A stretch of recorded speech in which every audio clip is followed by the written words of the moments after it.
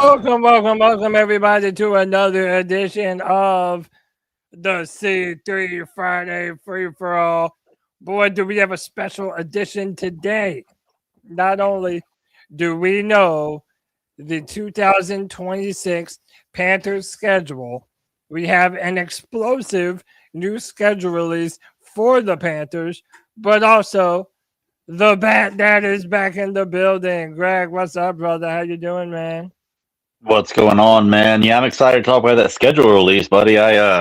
Some pretty good games coming up. I know, but Kev was talking about playing New Orleans on his birthday, and I know Carolina has a Monday night game against Tampa Bay on my birthday. I wish it was at home because I'd go to see it, but yeah, schedule's looking good, man. I'm excited to see. I heard it was like the 5th hardest schedule or something like that, which is funny. It's the third.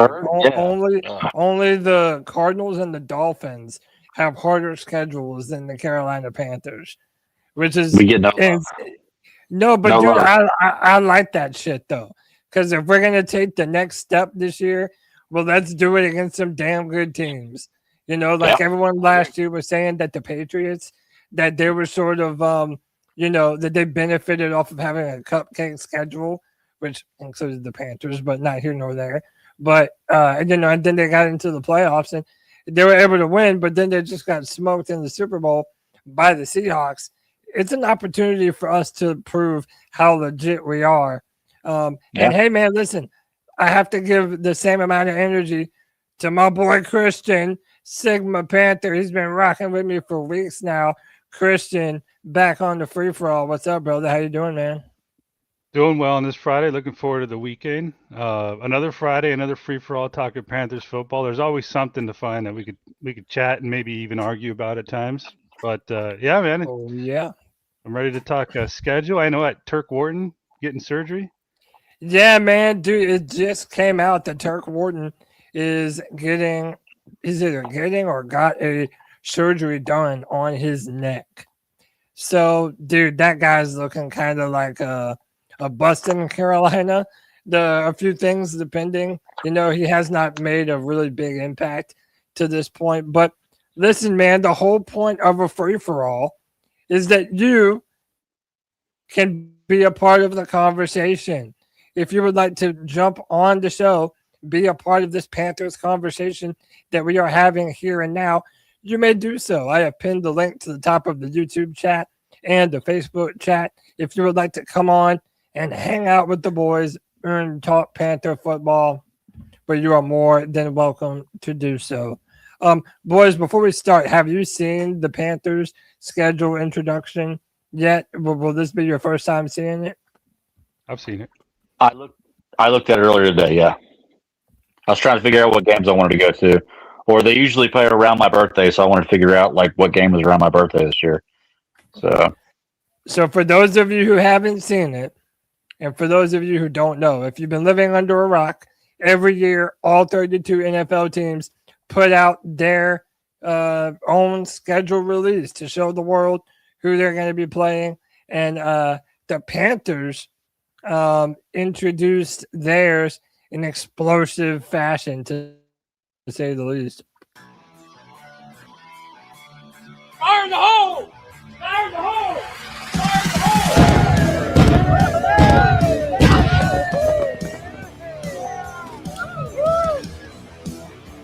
Fire in the hole! Fire in the hole!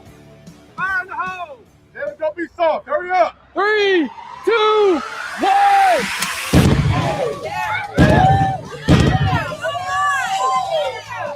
I'm a professional.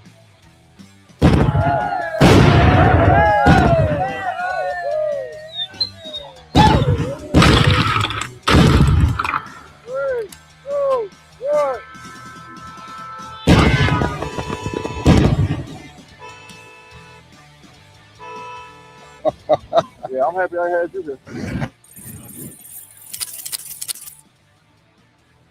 Fire in the hole! 3, 2, 1. Ladies and gentlemen, let's get ready to rumble!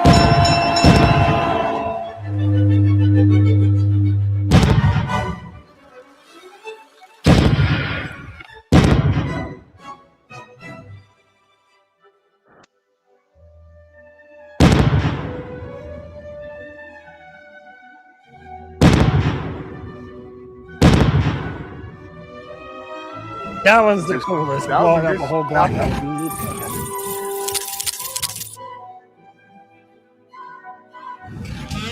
On the hole! 3, 2, 1.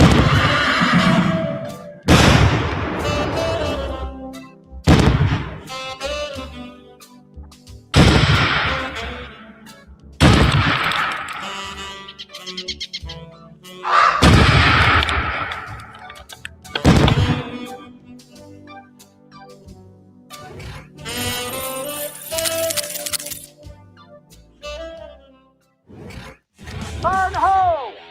Fire in the hole! Walk the plank, ye landlubber.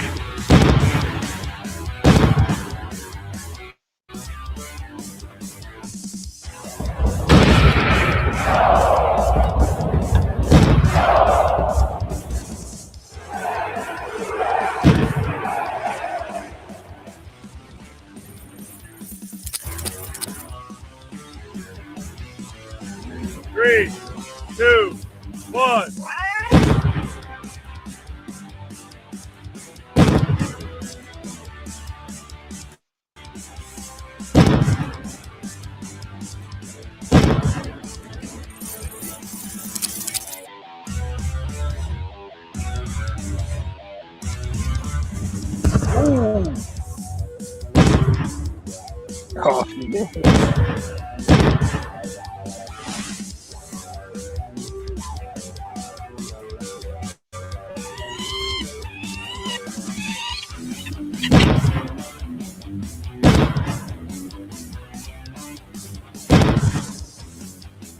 I thought it blew up my hand for a second. Oh my goodness.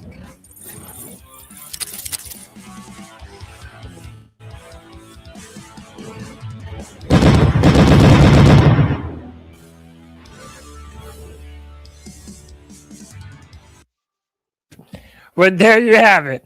Panthers are blowing shit up, dude. I'm a dude, and I like to see shit get blown up. So it was cool. What are your before we? Yeah, honest opinions. Before we break down the actual schedule in its entirety, what did you make of the schedule release? Well, okay. That's what I was gonna ask. The schedule release. So, like, I'm not gonna lie. Like, you know, I do a lot of the graphics and stuff for the show that you use for the C3 Panthers podcast. Yeah. It seemed a little lackluster for me. I feel like they could pay me the hundreds of thousands of dollars they probably pay somebody to do that a year, and I probably could have done just as good a job, if not better. It wasn't super impressive for me. Like, it was kind of redundant. Like, after the first couple explosions, it's like, all right, let's see something different. And it's like, nah, we're just going to go to every team and show an explosion. It's like, I enjoy the ones that tried. I enjoy the ones that try to do something funny. Like, dude, every year the Chargers fucking kill it, and I could play theirs later. Theirs was Halo themed, dude. It was just awesome, and they were making fun of Mike Vrabel and Diana Rossini. It was good. But I mean, yeah, it was. You know, I kind of agree with you, Greg. By the time you got to the fourth or fifth explosion, it's just like, all right, it's just dudes blowing shit up. You know what I mean? Right. Like, yeah, it's not really a whole lot to it. Christian, what did you think? So 2 thoughts. I mean, well, 3. I'm kind of Greg. I'm kind of just like, and both you guys. It's just mad at me. I mean, there's definitely been worse. Here's what I like about it, though. If I'm going to put a positive spin, I like how our PR team or media team, they involve players in things that we do. You know, to kind of give them an opportunity to partake and have fun, do something different. You know, it's a group of guys, you know, having fun. It looks like to me, as opposed to just involving 1 or 2 guys of their team, or sometimes none at all. But what I don't get is the logo. Do you guys know anything about? So it's literally just a panther skull, like skull and bones. Yeah, it's just a skull and bones. So is this something that they're rolling out for any particular reason? I don't know. I saw, where was it? Someone said, Sean Butler says, we're gonna need shirts with the panther skull and bones. I mean, dude, it looked pretty cool. I will say, though, that if you didn't know that it was related to the Panthers, you would have no way of knowing that it was ever Right. a Carolina Panthers thing. And honestly, with the way AI is right now, you could have made a Panther eating whatever mascot the other team was, no problem, and it would have looked so much cooler. I think, Yeah. No, it would have. It would have. I mean, listen, I do agree with you though, Christian. I like the fact that every year they try to take Panthers players and incorporate them into the schedule release. I think that's cool. But let's dive into the actual I think one of my schedule. favorite all times was two or 3 years ago, the Titans, when they were asking people on the sidewalk what logo that was for what team, and they were fucking it up left and right. Do you remember that one? Yeah. I think that's Yeah, my I all-time do. favorite. No, that was they've had some pretty cool ones. And I haven't looked through all of them yet, but maybe we'll look through some a little bit later if you guys want to. But boys, let's talk about the actual schedule. And I have a question. And I want to, before we start, I want to give credit where credit is due. On last Tuesday night show, Tony put the over/under at 1.5 of how many primetime games we would actually have this year, and our boy CK called it. He said, "I think we're going to have 3 of them," and the Panthers do indeed have 3 primetime football games. Week 4, Sunday night football against the Lions. We have week 8, Thursday night football against the Packers, and week 12, Monday night football against the Bucks. That's the one you were talking about. And then we also have 2 TBDs on the schedule, which means they're open to the flex. Yes. Which means they might flex this into a primetime game. I see Atlanta Falcons and Pittsburgh Steelers are TBDs, which means they could flex this into primetime spots those days. Yeah, so a lot of it is depending on, are we relevant come week 16 and week 18? If we're fighting for something that literally might be can't miss football. Maybe that week 18 game is for the division. We don't know. I mean, there's a lot of thoughts. Or for the conference. Just saying. Oh shit! Well, just saying. Let's not put the cart before the horse. Hey, real quick, let me welcome in my dog Anthony back on the free for all. Ant, what's up, dude? What's up, guys? How y'all doing, man? Chilling, man. How you doing, brother? Doing good, man. Got a couple minutes that I pop in. Appreciate you, man. What'd you think of the schedule release video for the Panthers? Honest opinions only.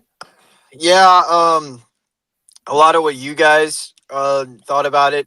I thought it was pretty all right. Like Greg said, they probably pay these guys like $100,000 to do $100,000 to do this a year, and I don't know. The concept of it was a little weird to me, blowing shit up, but like I kind of see what they were going for. I thought it was cool the players were there. But yeah, not my like cup of tea necessarily. I'm more of a guy that I like to see like the other teams trolling other teams, like like what you brought up with the Chargers and shit. Stuff like that's hilarious. But yeah, I thought it was just all right. The Chargers one was really cool. I saw the Browns one, and I don't know if any of you guys are YouTube nerds, but they got Matt Pat, who used to run a channel called Game Theory, and they put all their opponents in Street Fighter. That was pretty cool. I'm a video game nerd, so I like that one. Have you seen the trailer for the movie, by the way? Just sorry. No, dude, the movie does look sick, man. Looks great. I like the casting. I think they actually got the casting right. Yeah, it's a dope movie, dude. I'm a fan of the original ones with Val Kilmer, not Val Kilmer, Jean-Claude Van Damme. Jean-Claude Van Damme. Dude, I grew up watching those. I'm a fan of those too, man. For the time, they were great movies. They focused on the wrong character, though. This time, they're actually focused on the 2 main characters of the game, and it's just going to be. It looks like this movie is like knows that it's insane and knows that it's stupid and embraces that, and you're going to love it. You know? Yeah. No, I'm pumped for it, dude. I'm pumped for it. I think it's going to be it's going to play the right balance between badass fight scenes and just campy kind of comedy that you would expect from a kind of movie like that. But boys, who wants to jump in first? What are some of your initial reactions about this schedule? 3 primetime games. We have an early bye compared to last year where we had a very late bye. Our bye is in week 5. Just what are some of your initial thoughts about this schedule? And also, before you go, so the Panthers might have the 3rd hardest schedule, but the Panthers travel the least amount of miles of any team this year. I think we only travel like 8,000 miles in total. So not a whole lot of moving around. We also have like the 6th or 7th most rest time this year. On a week-to-week basis. Cool. So, are you asking first impressions of the schedule? Yeah, just in general, what are your thoughts, man? Yeah, so honestly, like I know before during this offseason, we all knew we would play a first place schedule. For me, I'm actually really happy with what Goodell did for us. I think he helped us out a bit. The first 4 weeks, I think, are very winnable games. You got Atlanta and Cleveland in there, who I think will be picking top 5 next year. The Bears and the Lions, they're hard, man. But honestly, at home, this team has shown that we come to play when we're the underdogs in these big games, and we're probably going to be the underdogs in a lot of these games this year. But it could have been worse. We could have been like on the road at Pittsburgh week 2 after the Bears or something like that. So honestly, the first 4 games, the first quarter of the season, I don't think is as hard. And I think he really helped us with the back half of the season after I'd say after that Vikings game. I mean, having 4 out of 5 the last games at home is huge too. I think the season, it's going to depend on how we do in the middle. But before I turn it over, I will say, and I've been saying this for years now, this team needs to start out fast. And when you start out fast, you give yourself some cushion. And last year, we were 4-4 after October, which is like solid. In years past, we've been like 1-7. So you gotta at least be floating around 500 when you get to the back half of the season. So that's all I'll say for right now. Yeah. Well, Cody, I'm looking at it. You said our bye is week 5. It looks like our bye is week 9. No, because the first 4 is preseason. Well, no, the August 6th game. Okay, I got you. The Hall of Fame game is preseason. Okay. Wait, no. Hall of Fame game is first game of the year, right? Yeah, so we have the Hall of Fame game is the first game of the year, August 6th against the Cardinals. Right. So we're like one of 2 teams that have 4 preseason games. Right, but I'm looking at the schedule right now. It's August 6th, August 15th, August 21st, August 28th. Yeah, so those 4 are preseason. And then the next 4. Gotcha. So Hall of Fame game is preseason. So the first game of the season is September 13th against the Bears. Yeah, against the Bears, which I'm trying to go to. I've been to the home opener for the last 3 seasons in a row. So I'm trying to make it 4. That ought to be I'm going to try to. But yeah, what are your initial thoughts? Well, I'm looking at it like this, man. I mean, everybody expects the Bears to be really good this year, but I just don't know. Second game is Atlanta. That's always hit or miss with us. Cleveland, I don't think is going to be as good as it. Like, I think the Cleveland Browns and the Chicago Bears are not nearly as good as everybody thinks they're going to be, but could be wrong. Lions, strong offense. Then we have a bye. We have a 14-day break before we play the Eagles. So if we have a 14-day break before we play the Eagles, that's a good. And the Eagles may not have A.J. Brown by then, which I don't think they will. So they may not be as strong of a team.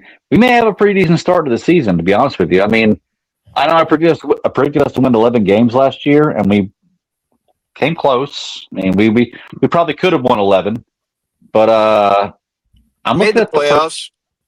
I'm looking at the well, on a technicality, yeah, but I'm looking at the first 4 or 5 games. We could be 4-1, 5-1 going into the beginning of the season. You know, I really do think the team is strong this year. I think we're stronger this year than we've been in a long time. Yeah, there's so much turnover. We've upgraded this defense in a major way. We drafted really well. Big time off-season signings in the form of Jalen Phillips and Devin Lloyd. So it's like we have filled some major holes. O-line's revamped. O-line is revamped. Dave Canales said that Monroe Freeling, our first-round pick, when he was drafted, he was 315. He's already 325 pounds, and he wears it well. So the dude is bulked up. He is, ready to go.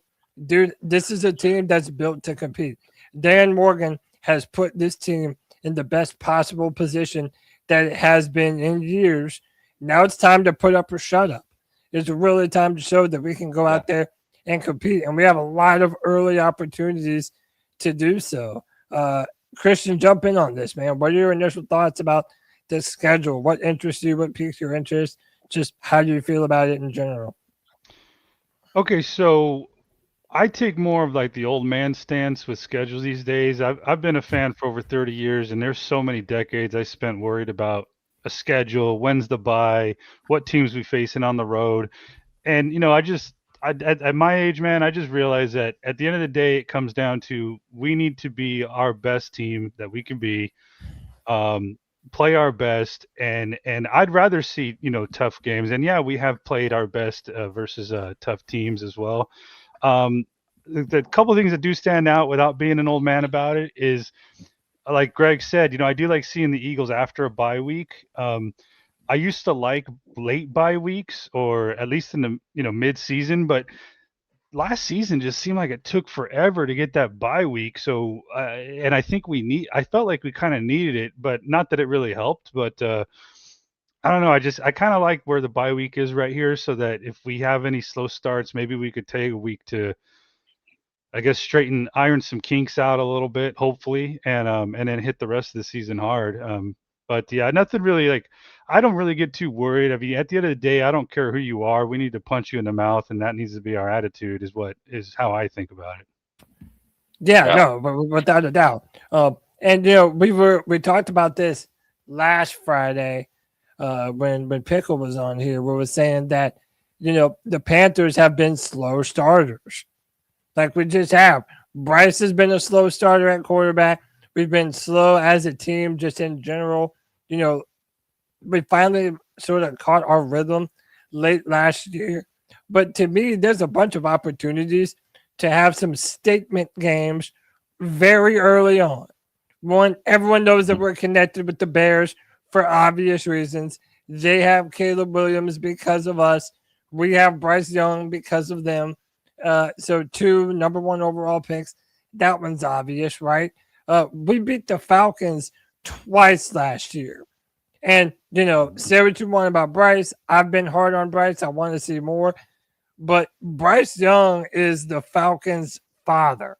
That is their daddy, okay? He plays his best football against Atlanta, here or on the road. And who trusts the Browns? I mean, they have a good defense. They always have. Myles Garrett is a badass. They have a good defensive line. But they really just – yeah, that's what I'm saying. We have a good offensive line. Yeah. Yeah, they do. Yeah, but that's a good point. They have a brand new coach. But they still don't really know who their quarterback is. Is it going to be Shedeur Sanders or is it Deshaun Watson? I feel like most Browns fans don't even know. Dylan Gabriel. Dylan Gabriel's on their team too.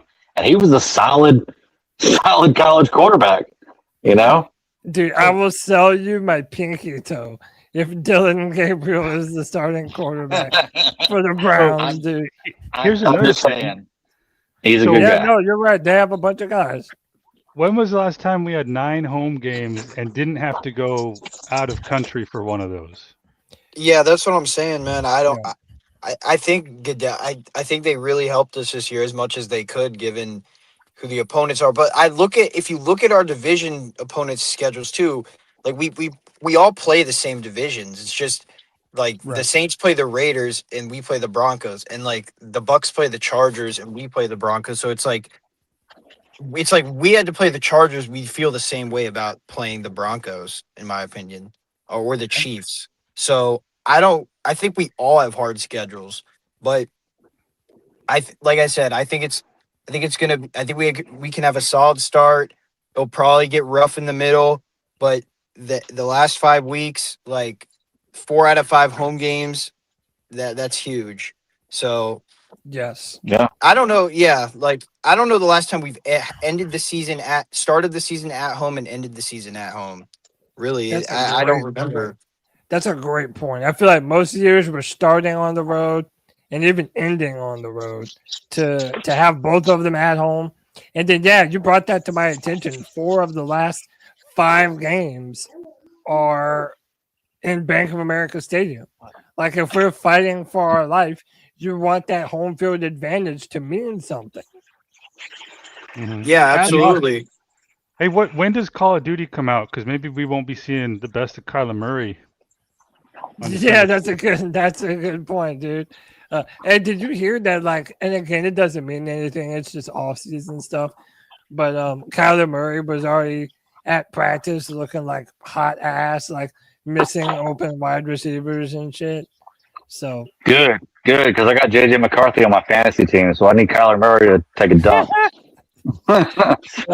dude, yeah, I've got yeah, dude, the fantasy is a whole nother talk. I'm excited about fantasy football this year. That'll be a fun one. I got a good team. Hey, let me welcome in Vegas Drew. Drew, what's up, dude? How much, boys? How's it going? Doing good. How are you, man? Oh, living the life. Yes, sir. Hey, man, what are your thoughts about the brand new Panthers schedule, man? I have it up on screen. What are your first thoughts and takes about this, man? I had like a couple thoughts of it before this even came out. I was thinking like, oh, how would it? Because we got a pretty challenging schedule. I'll say, like, yeah, I feel like we've evened the playing field. They're not markedly better than us, but they're all. I don't see us being the favorite in a lot of them, but like not like by a wide margin. I'll say we could beat the Browns pretty handily, but first thing I thought was like I kind of was hoping that we'd play the Bears and the Broncos earlier. Like I was kind of hoping we play the Broncos in like week 1 or 2. Same with the Seahawks. I was hoping we get some of those teams because they had so much turnover, and then Bo Nix might not be back, so we kind of catch them at a bad time. Just because the Bengals are about at the right time. Burrow will probably get hurt, but then no. Minnesota, that's about when Call of Duty will come out, so they'll lose Kyler. I've never been scared. I've never been worried about Kyler, though. Kyler doesn't ever scare me, neither does like Hurts. Jalen Hurts is never really it's like the whole team. Like there's not really a lot of I think the Seahawks lost a lot in the off season. Oh yeah. But I mean they got good coaching, so we're also playing my fantasy team requires that Joe Burrow does not get hurt this year. So let's not put that out there, okay? Joe Burrow is my guy. Like I actually really wanted him back when he got. I was kind of hoping that we would have tried to trade for him, trade the house. That was way back when. Yeah, that was back before I was even on C3. Like I remember that was my thoughts because I thought we had Joe Brady. I thought we were going to make a play for him, but we just never materialized. But I'm a big Burrow fan. Honestly, go ahead, Greg. Yeah. No, good. I was just gonna say, honestly, like you guys are just bringing up more things that, like, we also play teams, new coaches, new quarterbacks. Yeah. So it's like it's there's that, and then I'd say like the hardest road opponent we have this year is Philly, and just to be able to play Philly 14 days, and then they're coming off their Germany game too, like that's a big advantage. We're off the bye. Yeah, so like I get it. The schedule, it's also hard to predict some of these, like how some of these teams are going to be. Like there's so much fluctuation during the year, but like those little things, like the travel, the buys, like rest, like all those little nuances are like kind of what you got to depict from this. So honestly, we like just drew We just drew 2 tough divisions. Like, yeah. And like last year, like I looked at her schedule, I was like, yeah, we had some easier opponents in there, but the placement of some of those games was hard. Like we had to go to Florida, and then we had to go all the way to Arizona, and then we had a quick home game, and then we had to go to Foxborough. So it's like if you're comparing the first 4 last year to this year, like we definitely have a smoother start this year for sure. We do have the Falcons at a good time too, because they're gonna, who's gonna be quarterback? Is it gonna be Tua? Are they gonna be? So they might not have all their shit together at that time. Yeah. I think we have it. Like the Bears are one of those teams I feel like we always lose to, but I think catching them early in the season when Williams, I feel like he has to have some mojo going for him. I don't think he's like a turn it on and go type of guy. He feel like he has to have some good feeling with him. Dude, so I feel like we have a will good say chance this. to put one on the Bears early. Actually, Caleb Williams was really good last year. I agree. Yeah. Like I'm just saying, he goes like a lot on momentum. Like if things are going good for him, like He's gets like on a roll. Bryce. He's like Bryce in a lot of ways. Yeah. Right. Except for he can throw. Except for he can throw for over 200 yards a game. Oh shit! Yeah, I'm not shit. I'm not comparing. I know. I'm not going to get on that. Well, we won't get into that. I just had to say that. Hey, it's a free for all. We can do whatever we want, man. Yeah. I will defend Bryce as a guy who's not been a fan of him his entire career. Last year, he showed me he's at least an NFL quarterback. He had, because I've gone through and watched the highlights. I've watched, like, the guy may not be the number one quarterback. He's not going to be a Josh Allen. He's not going to be a Lamar Jackson. He's not going to be Patrick Mahomes. But he can be a Sam Darnold, and Sam Darnold just won the Super Bowl. So that's all I'm saying. Bryce Young can be that. And I'll give him that. He can carry with the people around him. He can carry a team.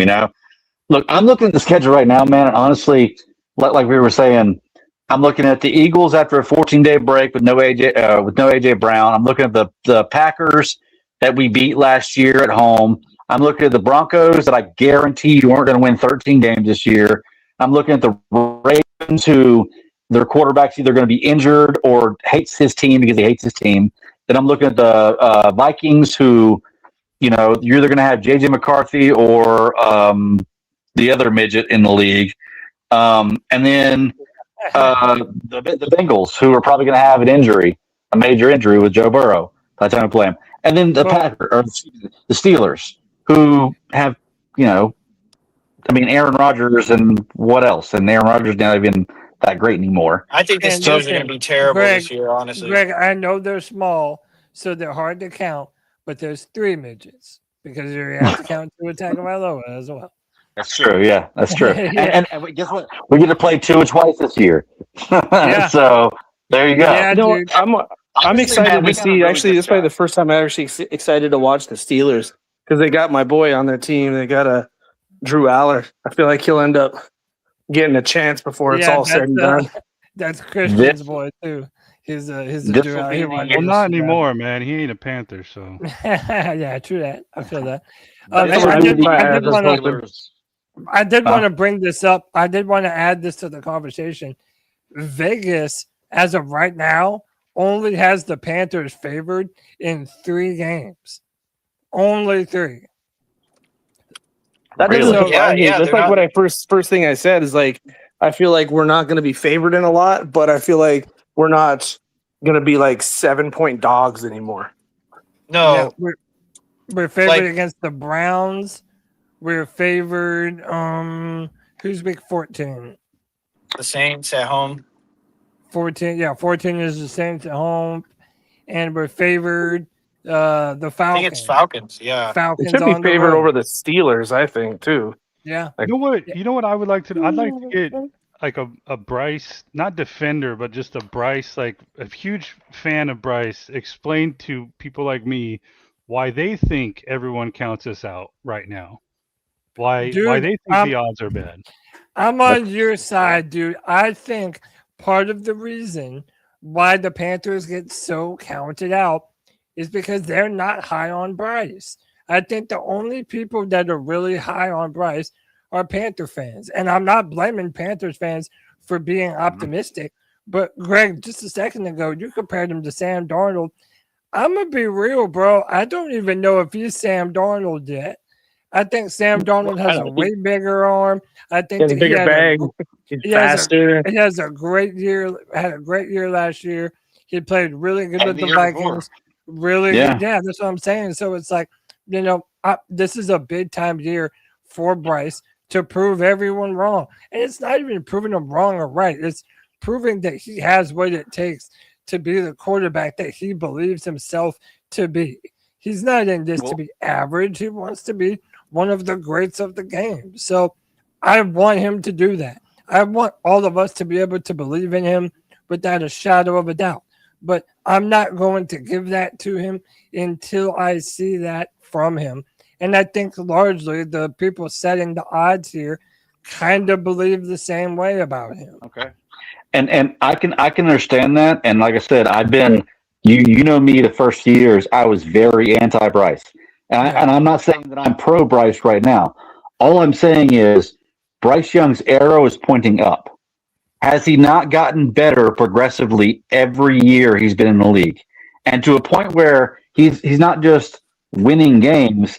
Like when we win games, it's because Bryce played really well. Now, like Anthony was saying, Bryce Young is that kind of guy where when he's playing bad, he's playing really bad. But when he's playing good, he's playing really, really good. So if Bryce can just find that balance, and Bryce can be that guy that throws for 250 yards and 2 touchdowns a game, Bryce can be a Super Bowl winning quarterback. He will never be an MVP. I don't think he'll ever be that guy. He'll never be a Cam Newton. Okay? He'll never be that guy. But you don't need an MVP quarterback to win the Super Bowl. Truth. And I think the problem is like what you said. I don't think he can throw for 250 consistently. Well, I will say he's got some weapons now. Bryce's arrow is pointing up. Is all I'm saying. It's pointing up. Greg's right. I mean, I will say like the Sam Darnold thing. I get it. He had a great year last year. He also led the league in turnovers. Okay. Yeah. Darnold was on a great roster, and like that's why Dan is building up this defense too. That's why because when you have a top defense, you're giving more possessions back to your offense. So like I agree. I think Bryce is going to take another step. Like he's gotten better every year. He started really, really slow, and that was for a number of reasons. But we don't need Bryce to be some Superman. We saw in the playoff game last year, like he had 280 total yards, 2 touchdowns, and a pick. Like if that's what you could get out of Bryce on his highest of highs, and maybe get like 200 yards on his lowest of lows, like that's a solid quarterback. So I think he's going to take another step, but I think the roster's just better. Like I think this is a year where you actually look at the starters and you look at the depth and you're like, okay, this is a roster that we can actually like buy into. Like last year, they lost some games that they should have won, but that's also because you still had terrible linebackers, you still had a terrible pass rush, like you had injuries all on the offensive line, like your running game was so hit or miss. So like this year, you're just going to have more depth everywhere and just more star power on the defense to hopefully force more turnovers and get off the field. So that's kind of my diagnostic of it. Yeah, no, that's it's a great opportunity. Like I said at the start, I want the hard schedule. I want for the Panthers to be the underdogs. And also we bring up the 3 primetime games. Let's just be real. The Panthers are not good in prime time. We had one last season, and we shit the bed in a game that we arguably should have won. Like, we should have beat the 49ers. That was the San Fran game, right? Yeah, we had, 3 turnovers in the first half, and we still didn't win that game? And also, Rico Dowdle was successful running the football, and then we just didn't run the ball. It was like the play calling was out of sorts. Bryce was out of sorts. Brock Purdy was also throwing a bunch of dumb interceptions, but the Panthers offense couldn't get out of their own way to get on track. I remember there was a big time Jatavian Sanders play where he just failed to block the guy on the outside, and Chuba would have easily had a touchdown on the outside. So it's like these little things stack up we need the luck to swing back our way this year. We need to win the games that we're supposed to win. And, again, right now, Vegas only has us winning 3 of them. But last year, when we were surging, we had beaten the Packers, and then we go and we lay a fucking dud against the Saints. Like, you cannot have that this year. You cannot have that. We have to have consistency from top to bottom.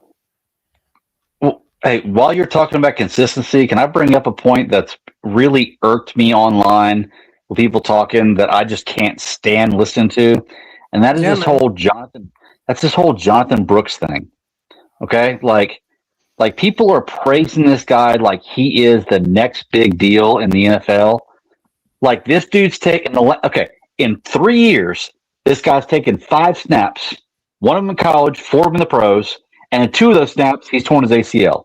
What makes you think he's going to be the next big deal in the NFL? Like seriously, there is nothing he has done to prove he is going to be anything in the NFL. If I'm willing to bet, he's not going to be anything in the NFL. He's running behind a guy right now who's already 1,000-yard proven rusher that we've already paid when Chuba Hubbard. Why do people think Jonathan Brooks is going to be this amazing turnaround running back that has never proven anything and hasn't played in 3 years? Like, what is going on with that? Yeah, I mean, I think it's just that hopium. People are smoking the hopium. They liked what they saw before he got injured, and they're hoping that they can be something. And I'm going to be real. Like, I'm not predicting that he's going to be great, but I am hoping that he can sort of fill that void that Rico Dowdle left. I would love to have a legitimate 1-2 punch with him and Chuba Hubbard. I think that would be great for our offense as a whole. Let me read this before I forget. Envy the Sin says this is the ultimate test for Bryce Young, BY9. If he doesn't perform at the level we need him to and consistently, he's done. 7K subs on the way, boys. Keep pounding. Hit that like, hit that subscribe button if you haven't done so already. We appreciate you all for being a part of the pod, man. We appreciate y'all. Go ahead, Greg. Were you done? Well, I was going to say about that. Well, first of all, I don't think we had a 1-2 punch last year. Rico Dowdle was our number 1 running back. Yeah, Chuba was a secondary guy. Like, we didn't have a 1-2 punch. Rico was our guy. He's gone now. That's fine. About that comment, this is Bryce Year's last. If he doesn't perform, he's gone. We've been saying that for 3 years. Like, we've been saying that for 3 years, and the only reason that people are on high right now is because we won the division last year. Don't get me wrong. Like I said, I was a Bryce Young hater, and I have a little faith in him right now. But he wasn't the best quarterback ever. So, like, people are talking about if he doesn't do good this year, he's gone. I don't think so. I think Bryce is our quarterback for quite a while, no matter what he does. My question, go ahead. My question would be to the point of Greg's. My thing is, like, if you get rid of Bryce, you have to have an option that you know is going to be better than him.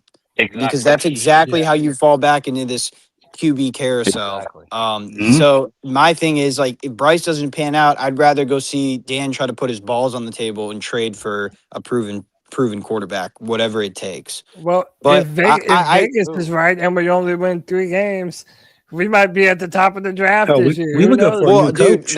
That's not what I want. It's like, I'm sick of being at the top of the draft. I'm sick of new quarterbacks, like, especially with a roster that's getting to the point where they're almost ready to compete. Like, I'm so full. I'm gonna be honest with y'all.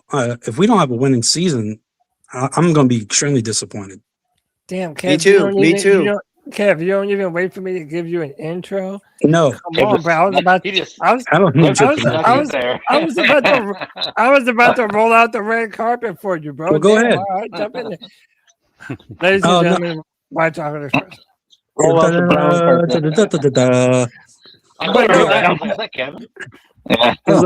Hey, first of all, congratulations, bro. Get married. Thanks, man. I appreciate it. Yeah, man.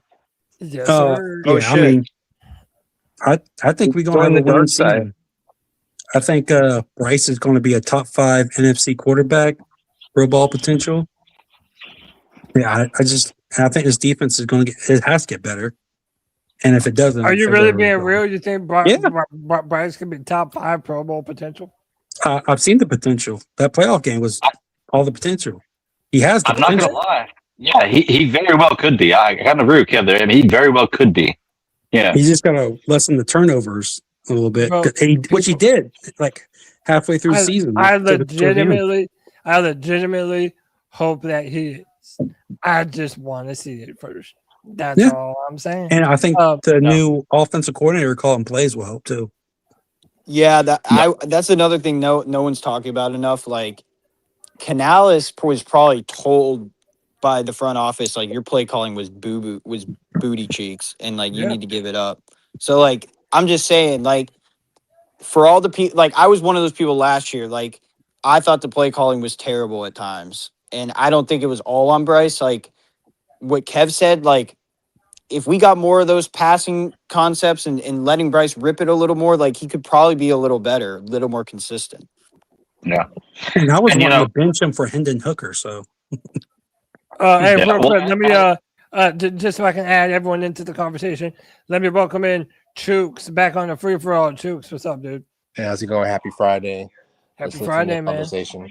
Yeah, man. Happy Friday. Yeah, let me get Kev and Chooks your opinion on the schedule. What pops out to you? What's the most relevant thing? What do you think about 3 primetime games? We'll go Kev and then Chooks. I mean, 3 primetime games, I think we earned it. I think that last playoff game got people excited. So I think that's why we actually got the playoff. I think if we would have sucked into that playoff game, we wouldn't have gotten any primetime. But the NFL also puts you on primetime if they think you're going to be good as well. Yes. And the one game that sticks out for me, because even before the season ended last year, I was planning on getting home game tickets versus the Saints because my son is a Saints fan. And I was like, I got to take him. He got to see his team. We can talk crap to each other and everything like that. But now that the schedule release, December 13th, that is the exact day as my birthday. So it's like, oh, it's done deal. I got to go. That's the one game I have to go to. So you can, yeah, so you can make fun of the Saints and pick on your son. Hopefully, that's a good time. Yeah, they can't win against the Saints ever since for like last 3 years. So I mean, yeah, I know, dude. It's ridiculous. It's the opposite of the Falcons. We just the Saints have our number, dude. And dude, right now a lot of people are predicting that Tyler Shuck can be better than Bryce this year. They gave him a good amount of weapons. Yeah, no, they did. They are building around Tyler Shuck. That is undeniable. Chooks, jump in here, man. What do you think about the schedule? What sticks out to you? What do you think about our chances going forward with the 3rd hardest schedule in the NFL, dude? You're muted, Chooks, if you're talking. All right, well, we'll get back to Chooks. White Chocolate, you brought up something that Greg was talking about earlier. You mentioned that if it doesn't work out, that Dave Canales is out the door along with Bryce. I want you to expound on that. And then Greg, he also wanted to touch on that. And I know Christian did too. So it's a good opportunity for us to kind of jump in on this. So go ahead. Well, I don't think it's Bryce who will be out there. If Bryce plays well and we still have a losing season, I still think he stays no matter what. Like if he plays good, because defense could shit the bed all year. But if we have a losing season, I think Dave is out. Like you can't. Okay. We have yet to have a winning season still under him or really any David Tepper coach. I've always thought he was kind of a placeholder. And like you just gave up your play calling duties too, so I'm like, yeah, and that's where he's in this risky territory because I've been trying to preach like at this he's gonna win or die by the people, his plays and his players or his coaches and his players. He's gonna be Nick Sirianni at this point, and that's just something we have to accept. We'll see. Sirianni is still in Philadelphia though, right? Sirianni. Yeah, but Cody, that's what I'm saying because his players are good, and his coaches when he makes the right hires. Yeah, I think Bryce can be a better version of Jalen Hurts. I think they're both very completion percentage accurate. I think Bryce actually has a better arm. He doesn't have the speed of Hurts or the running power, but I think when it comes to throwing the ball, I think they're right there with each other. Okay. See, that's where I just got to disagree. Yeah, I got to disagree with you guys. I don't think that these two guys' future is linked to each other. I haven't felt a winning. We've been Panthers fans for a long time. All of us on this podcast right now. I've been there since day one, since October '94. I've been there since day one. I don't believe there's been a winning culture in Carolina since Canales came in. And it wasn't because of Bryce. Bryce didn't make me decide, I feel like these Panthers are going to win. It's been Canales that's made me feel like that. I think that Canales has built a winning culture in this team. And that even if Bryce doesn't do well, and I agree, and this is where it's tough because I agree with Anthony on this part. If Bryce, if we decide to go away from Bryce, where do we go? But the same kind of way with Canales. If you decide to go away with, do away with Canales, where do you go? Because the head coach is very important too. I think that Canales has a better future in Carolina than Bryce Young does, to be truly honest with you. I think Canales and Dan Morgan together are building a culture in this franchise that is a winning culture. They're building players. You can replace one guy and have maybe Bryce and have a team that's a dominant team.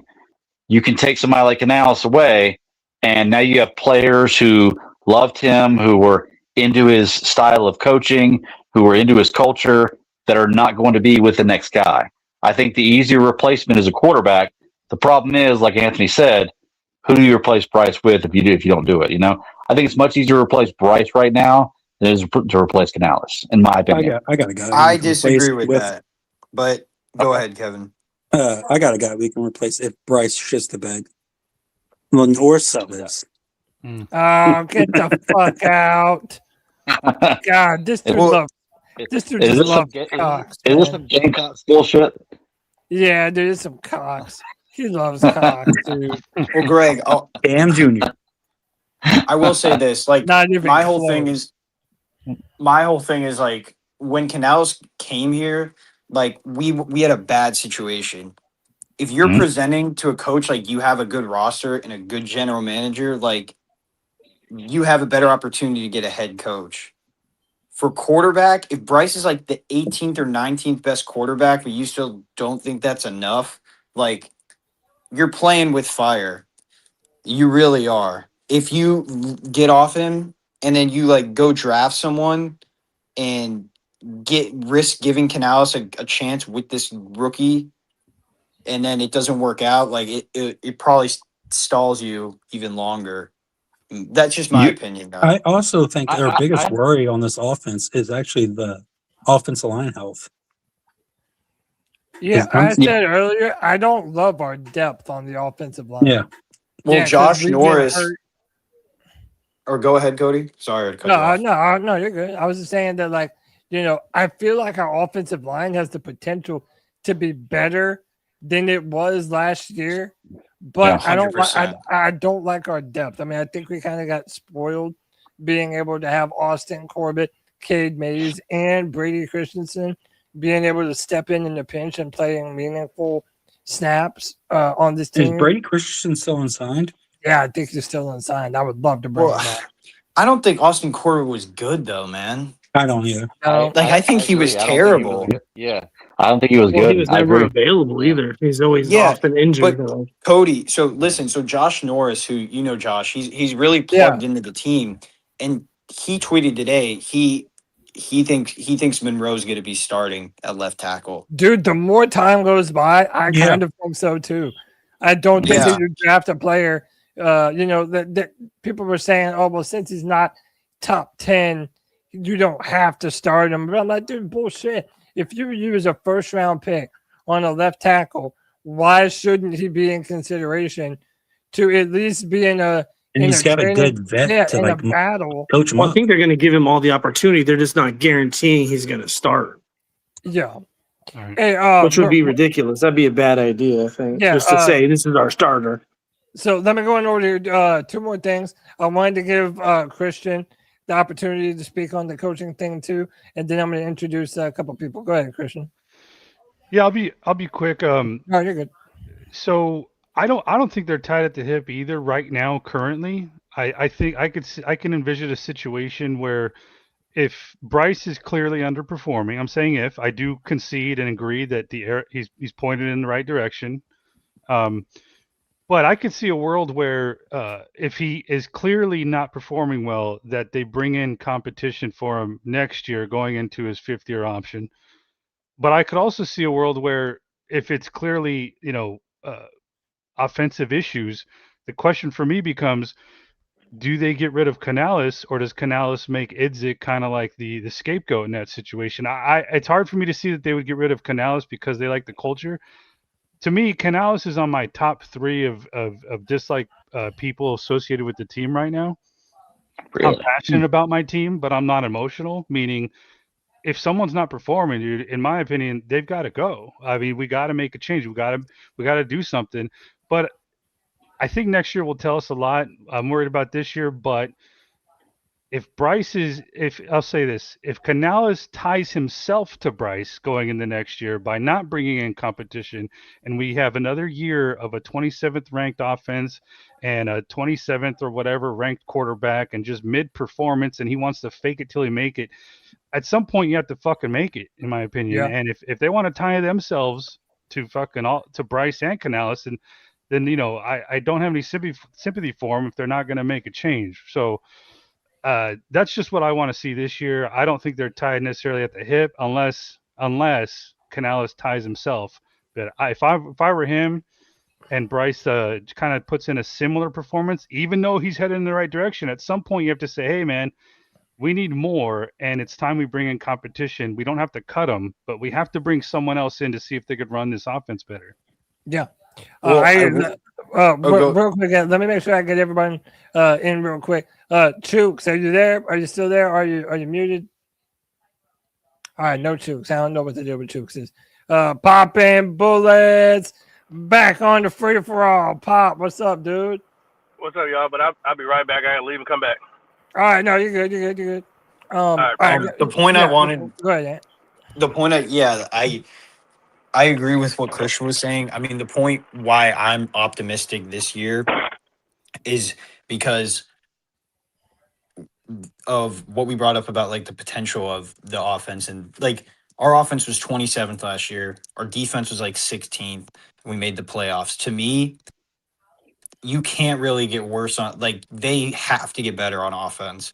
The offensive line, I think, yes, the depth is probably a little worse, but the actual starters are going to be better, in my opinion. The weapons, you got more weapons. The run game, if Brooks is good, if he plays, he could be a boost. And then the defense just got better. So, like, on paper, everything should be better. But to me, the whole Canales thing, like, it's going to be tough. If Idzik's bad, then, like, you've already seen Canales calling plays. It's kind of like the Frank Reich, Thomas Brown thing. Like, that's why Canales is praying that the team is good this year, because he's not going to have a fallback option because we've seen him call plays already. Like, that's kind of to the Cody's point about how, like, he's worried that. So I don't know. It's a lot to think about, but honestly, I think this team is going to be good this year. I just think the roster is actually good in comparison to the rest of the division. So I think Canales decided to give up the play calling because he looked back on the season and saw the stuff that he let slip through the cracks. Like, how many times were we at the last second snap the ball? Like, I feel like he's doing his head coaching things, and he just doesn't have the process down to be head coach and to be the lead play caller. I think he's still going to call some plays, but he's just not going to be the lead play caller. I think that's a good thing because I think he's learning from, like, his deficiencies of it. I don't think he's a bad head coach. I think he was overwhelmed as a head coach and offensive play caller. Because if you look at the plays, I really don't have much negative to say about the play calling.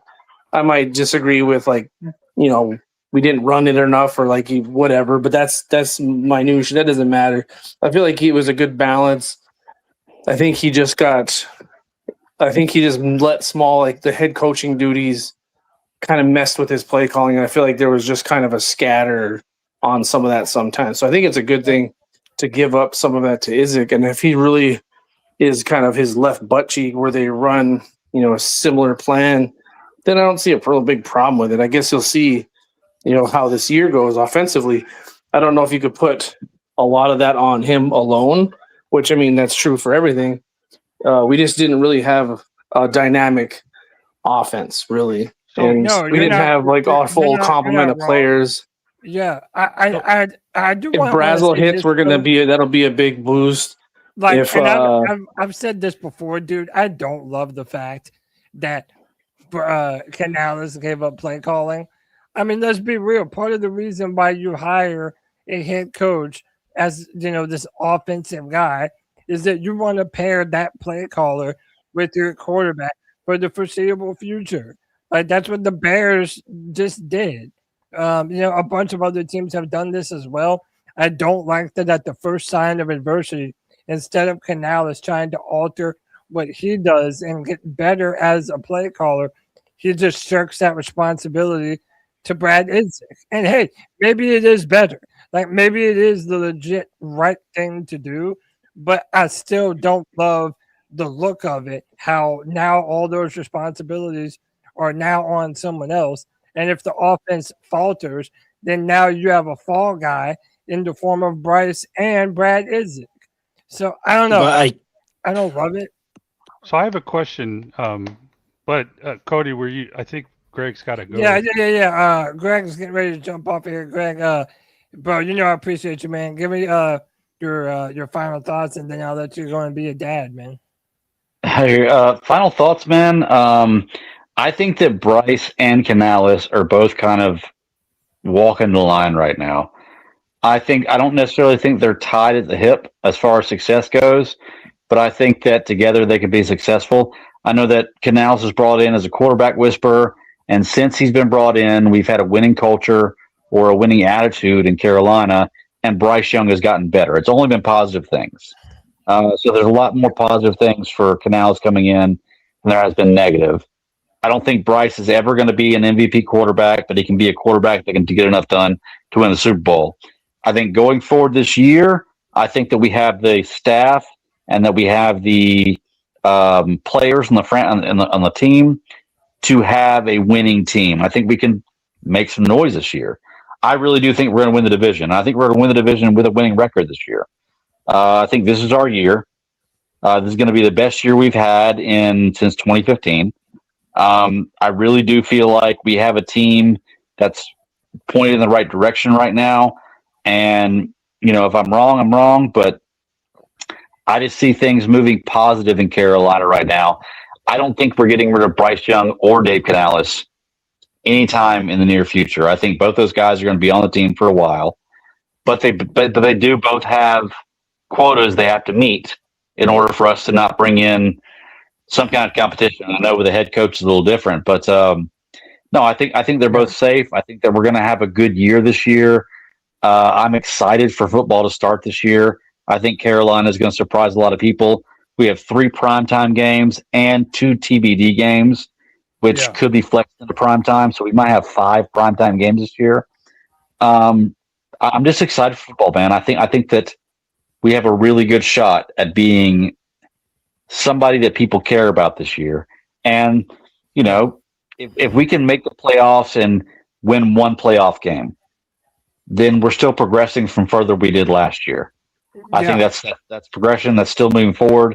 Obviously I want to win the Super Bowl. I want to, make a little more noise than that, but let's win 11 games. Let's win the division. Let's go into the playoffs and win the first round of the playoffs. And if I end the season like that, man, I'm telling you, I'm happy. I'm really looking forward to the future of the Panthers if that happens. So, Greg, I wanted to say one thing while you were still on here. We were talking about earlier, or you were talking about how, we always say, oh, this is a make it or break it year for Bryce, and then it never is, and he's always still like on the team. Bryce is under contract until 2027. So that's just the truth of it. I mean, even if he doesn't have a great year this year, maybe they view him as a bridge in 2027 for him to either get another contract somewhere else or make, just a bridge to someone else. I think that's also, it's worth bringing up too. Man, I had another point I was going to make while you were still on. Hey, before Congrats you leave, on getting Greg, married, bro. Yeah, man. Thanks, man. I appreciate it. Hey, before you leave, though, Greg, Cody, put up my picture up. Oh, okay. Hold on. Check that out, man. Signing day for our son. He signed up for high school football. Nice. Nice. Yeah, like a little signing day for him. Yeah. Oh, that's sweet. What What position? position? They don't know yet, but I mean, look at him. He gonna be on that line. Hell yeah. He's he almost is. tall as me. I mean, so Nice. That's awesome, man. Hell yeah. But maybe one day the Panthers can draft him and he no longer has to be a Saints fan anymore. And then you get tickets to every game, you know? Exactly. And then you'll be swimming in the millions, bro. Yes, sir. Greg, I appreciate the hell out of you, brother. I'll be hearing from you and texting you very soon, man. Yeah, man. I appreciate it. Thanks, y'all. Have a good one. Yes, sir. Peace and love, brother. Let me try to bring Pop in back in here. Pop, you in here, dog? Yeah, I'm back in here. Yes, sir. What's up, dude? How you feeling, man? I'm doing all right, man. Chilling. Hey, bro, what were your thoughts about that schedule, man? You want me to bring it back up? I can bring it up if you want me to. Yeah, I've kind of scammed over it. I think that, this is, how can I put this? This is a schedule that's supposed to look normal to us, in my opinion, especially if you're trying to be competitive. I'm excited about football, but my record prediction probably is not going to agree with everybody else's because I still feel like we're missing pieces. We still have questions about quarterback. Hey, some people even still got questions about the coach. Yeah. So, very young team. This is different opinions about the schedule. We're going against some playoff, teams.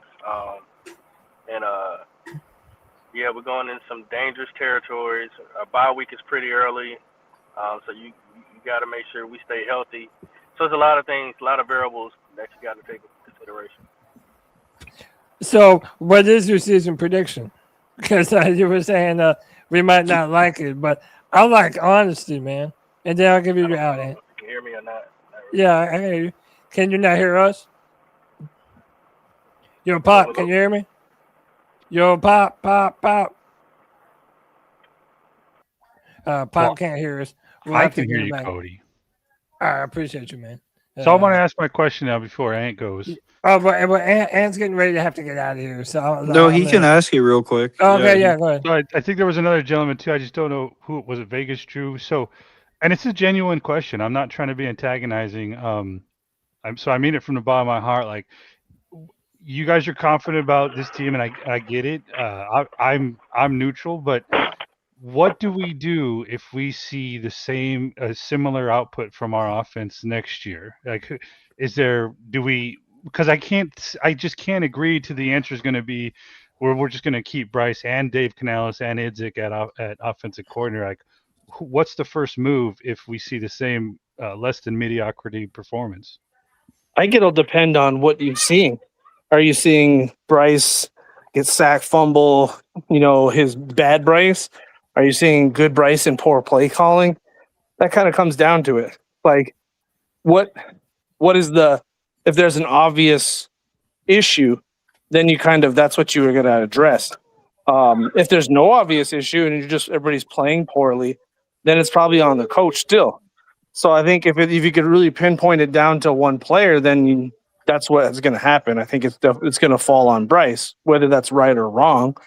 But if they're seeing, like everybody remembers when they called the same play like 3 times in a row and they stopped, like they figured it out. Like if there's shit like that goes down, then it's easy to point at coaching. But if it's someone just is playing timid, can't throw the ball deep, then it's Bryce. You have to see how the season plays out. That's why everybody's kind of cautiously optimistic, I'll say. Well, so that's why I brought up last year. So who would you say was who could we have done better last year? I mean, because I think it wouldn't was say Bryce, all on 100% for me. Think so? Okay. I think if we had a top 10 quarterback, I think we would have had 3 more wins. Well, yeah, but that's I think it was a shared thing.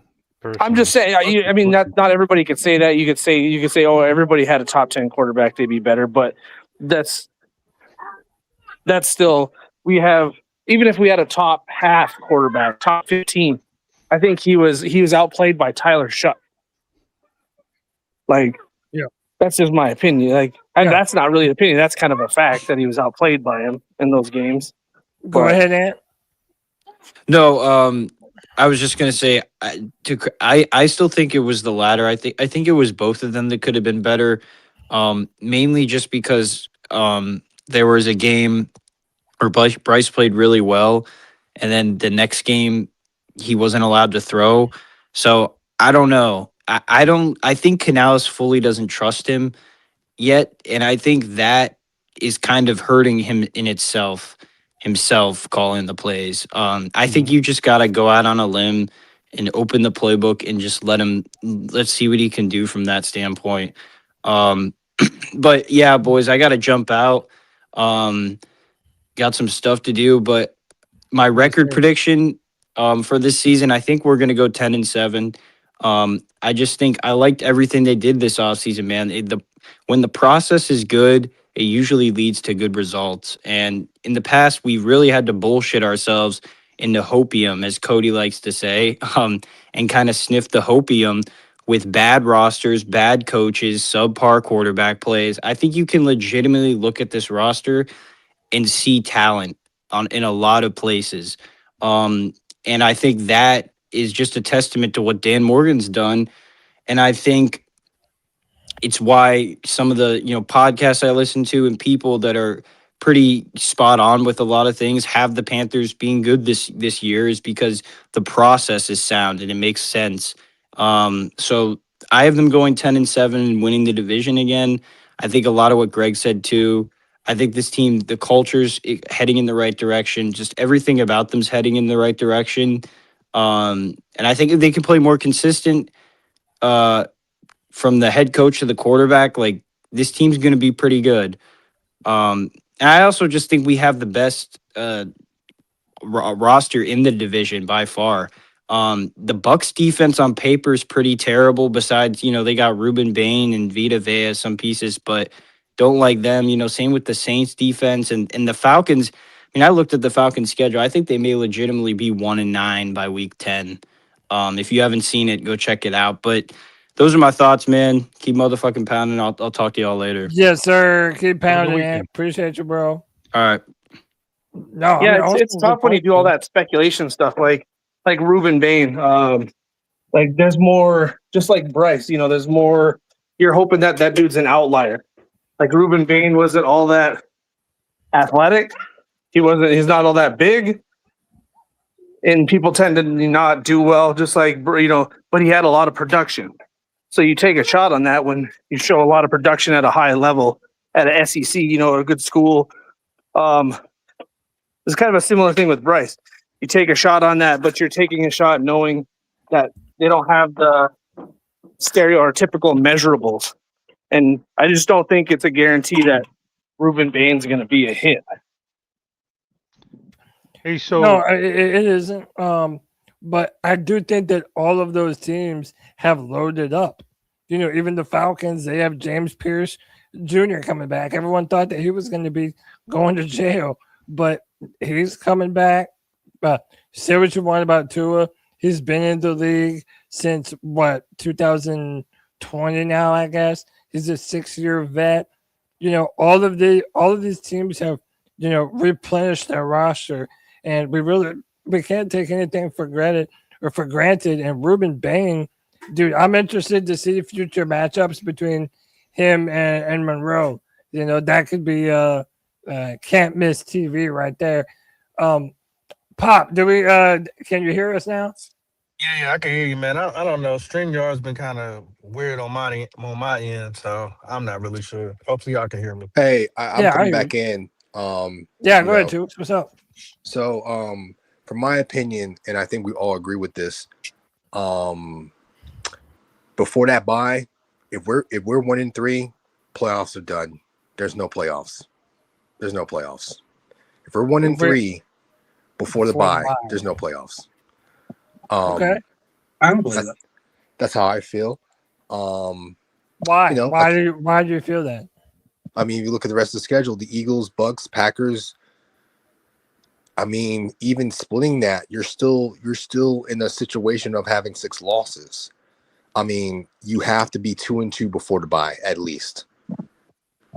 That's my opinion. I would disagree with that because, we lost to the Saints didn't have a win when they beat us, right? Or they had like Correct. one win. And then But, I mean, fast next starts. week we beat the I just want Rams. They were like the best team in the NFC. It's just Right. you just never know, really. You never know. Pac, I want to challenge you on this too, because we've had this discussion for 3 or 4 years. For me, and that's for me, anyone who's saying that I'm not really for the schedule, I mean, I'm a philosophical person. I need you to break down questions about the QB and questions about the head coach. Because to me, if you don't break it down, you just don't fuck with Bryce and the head coach. You have to break it down for me. You have to statistically break it down for me. You have to, in the sense of, because it's year 4 now. We didn't pick CJ Stroud. He's the opposite, and I get it, psychology. He's the opposite size-wise of the biggest quarterback ever, Cam Newton, and he's the smallest quarterback. And I don't think fans have realized and put that in motion, like they're not used to what they're seeing. So from now on, you have to tell me statistically and why you don't like him. Because if you just say you don't like him and you don't like the records and the Panthers aren't going to do well, you just hate Bryce. It's not going to work for me anymore, to be honest with you. Pop, You did have you to tell hear? me. You have Pop, to tell me statistical. Did you hear enough? You have to tell me statistical and I actual the I heard two throws speaking at the missing. moment. You have to use analysis, because you don't Okay. use analysis anymore. You just don't fucking like Bryce, and that's cool. I get it, but like that's not football. That is not football to me. Period. For me, Respectfully. the charter member of the I don't like Bryce club is, I think my only stat I need is this dude. He just is so inconsistent. Like he's throwing last year, he threw for more 300-yard games than he did 200-yard games. So that doesn't make any. That would sound good, but if the fact is he only had 2 300-yard games. So hold up a second. Hold up. So he mentioned Pop directly. My bad. No, you're good. I'm gonna let Pop respond, and then I'm gonna bring somebody in who's been waiting patiently. Our man Alex. Well, hold up, and then after Pop, I got something that I want to say to that, Chooks. But go ahead, Pop. I only caught the back end. I didn't hear all the. I couldn't hear Chook from the very beginning. He's basically saying that you need to back up your hatred of Bryce, or else it's just pure hatred. That's what you said. No, I did not say that. I think it felt like that's what you said. Then explain. My explanation is that, like, that guy who made that 3 and 14 post that's circling around. You sound like him. There's some people who just sound like him, saying that I just don't like Bryce. 3 and 14, like that does no analysis whatsoever. Bryce, at least come with some analysis. At least come with some like statistical EPAs. Pops hasn't brought up. I haven't even brought up Bryce. Like I think I'm on you. I haven't even brought up Bryce. Like I haven't said a single word. I've been having trouble trying to get in here. So can anyone hear me? Oh man, here we are. We can hear you, but I don't think Chooks, I don't think you can hear Poppin. Maybe. No, I can't. All right, let me reload. No, I can hear him. I hear him. I can hear Poppin though. I can hear Pop. I can hear Pop. Chooks, can you hear me? Yeah, I can hear you. Okay, come back in and jump out, and then come back in. All right, and then and hopefully that'll solve the problem. Yeah. Pop. Yeah, Pop. Let's hear you, Cody. Let's hear your because you were a charter member of the hate club too. So, well, you're a little eased up now. You're not as crazy. Like, you're not as intense. But dude, my thing is this: it's not hatred if you can quantify it with results. The Panthers, even while Bryce Young has been here, the numbers have not been off the charts. He doesn't have top 10 numbers. These numbers float around about him being, one of the best deep ball throwers in the NFL. Well, he throws a deep ball on less than 4% of his passes. And then we want to, give it like this, hey, he's this incredible deep ball thrower. I'm just ready for him to put the conversation to bed. I want Bryce to be good, but if he did have multiple games of like less than 120 yards. And that's my point. Is that there are multiple things. Now Pop is out. Good Lord, we're playing Russian roulette here. Okay, it's back. It's crazy to me how many games we won with him throwing for under 200. Hello, that was crazy to me. So okay, hold on. Let me I don't think anybody can hear me. I can hear you. Oh, I can hear you. man. I hear you. I can hear you, Chooks. Yes. So all of this is because for me, I just want someone to back it up. He's 25th in EPA. He's this and this success. At least back it up with that. All this stuff about I just don't like Bryce. It's just getting played out and getting kind of really ridiculous. Like even Steven Ruiz on the Ringer report, every single time he has an opportunity to take a shot at Bryce Young, he takes it. Can you hear me? My favorite is the dude on CBS that does it all the time. Getting old. It's getting not funny anymore. But Chooks, can you hear me? Can you hear me, Chooks? Y'all ask Chooks, you can't hear Cody, can you? Yeah, and he broke out, and then Pop was about to talk. Oh my goodness. Yeah, I can hear Chooks. Okay, cool. Go ahead, Pop. Go ahead, Pop. Cody, are you saying something? No, hold on. Let me try. Wow. Okay. I can hear you, Pop. Go ahead. So Chooks, I never mentioned Bryce. I've been having a hard time even getting on here because of StreamYard's messed up software, whatever they got going on. Yeah. So I don't know what you said when you called my name or whatever. I guess it was pertaining to Bryce. No, you said you said questions about the QB and you had questions about the head coach, but nothing else about the team, though. But there's way super more questions. Well, well, that's what I was saying. My signal broke out. Oh, okay. I couldn't finish saying, like, I noticed that you was on 704 with us. I didn't even know you was on the show. I couldn't even hear you because of StreamYard. And I know you was trying to talk, but I didn't even know you was on the show until I listened back to it and heard you on there. But I mean, I think all of us that's done any type of playback or watch the game or any YouTubers or whatever, Panther content creators, we've all done the analytics and did the numbers and broken down tape.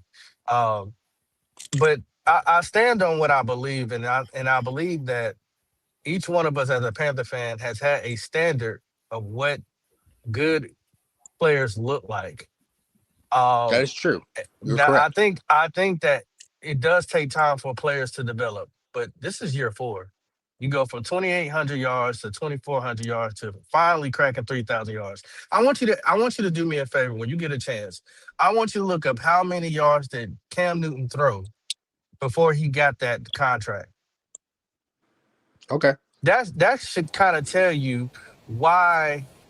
If they were questioning Cam about giving him a contract as much as he did for this franchise and putting the team on his back, and I'm not saying Bryce has to be Cam. I'm not saying that. Well, I'm just talking about performance and production. When you look at Cam's number, if they look at cheated on Cam, it's still though. But there go you ahead. go. But if they struggle to try to give Cam Newton a contract with his numbers, that should question you. Why should anybody be sitting here like, I'm not going to drool over bad production. I'm not crazy about Chuba Hubbard. There's several players I could talk to you about. I'm not crazy about Tommy Tremble. I'm not. Yeah. I mean, there's several players. Hey, real quick. I know Tukes probably can't hear me. Are you breaking out? Yeah, y'all tell Tukes that he can't hear me. Cody talking real quick. I guess you can't hear him. Can you hear me? Yeah, we hear you, but let me introduce. I didn't hear Cody. Ugh. I know. Let me introduce 2 people back onto the free for all. First up, my man Alex, A1 Fort Panthers. So Cody, Alex, what's up, dude? Oh, I gotta put. Tukes can't hear me. I can't have this. My bad, Tukes. Let me go to Alex. Alex, welcome back, brother. What do you I think can't hear of Alex. this? He's not talking yet. What do you think of the schedule, man? Yeah, no. I mean, it's a schedule. You just got to play each game with whatever's in front of you. I'm never scared about like a schedule at all. Honestly, Cody, it's like one of those things that like you gotta just play who's in front of you, and that's what it is. And I know people are like, "Oh, this is a playoff team. This is a playoff team." We were a playoff team, so people got to fear us too. So I mean, that's how I look at it. And I mean, to revert back to what you guys were talking about, like with the Bryce thing and all that, and comparing, contrasting, and all that stuff. There's some things that obviously Bryce isn't perfect. I get it, but Cam, we could go tit for tat for everything. Like Cam Newton had guys all around him. Like his first year, he had Shockey, Olsen, he had Steve Smith, he had D'Angelo Williams, he had Jonathan Stewart. He had a lot of guys his first year. Bryce, on the other hand, he kind of came into a situation where this organization was in the dumps. They were horrible. You could have threw Mahomes back there. It wouldn't have been good. It just wouldn't have. Team wasn't good enough. I mean, our best player was Adam Thielen on that offense, and like it was just it just wasn't where it needed to be.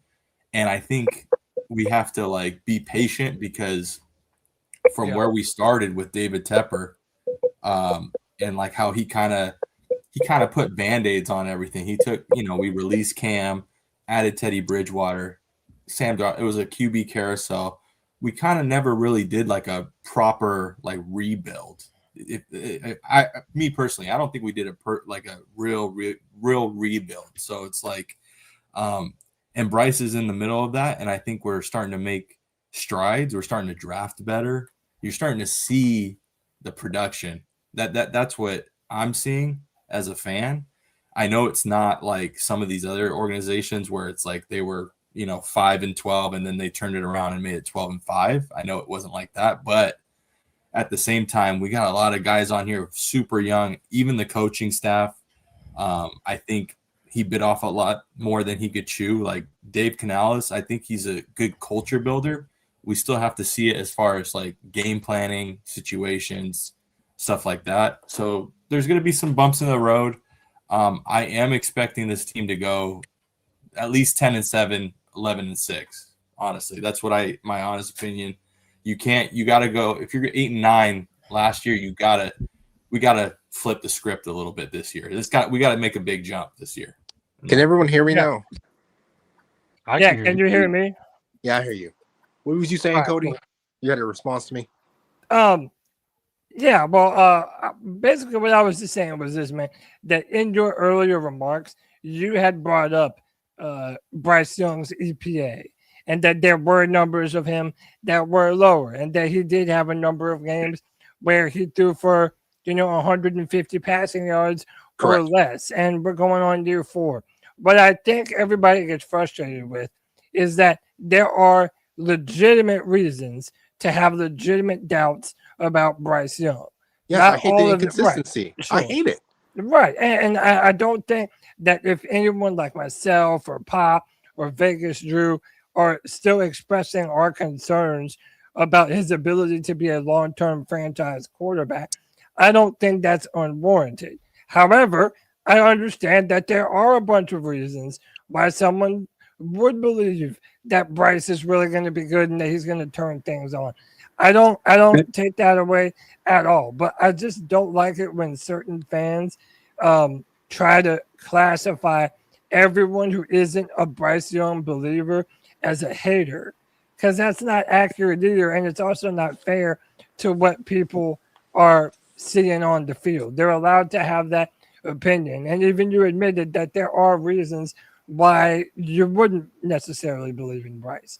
That's all that I was trying to say.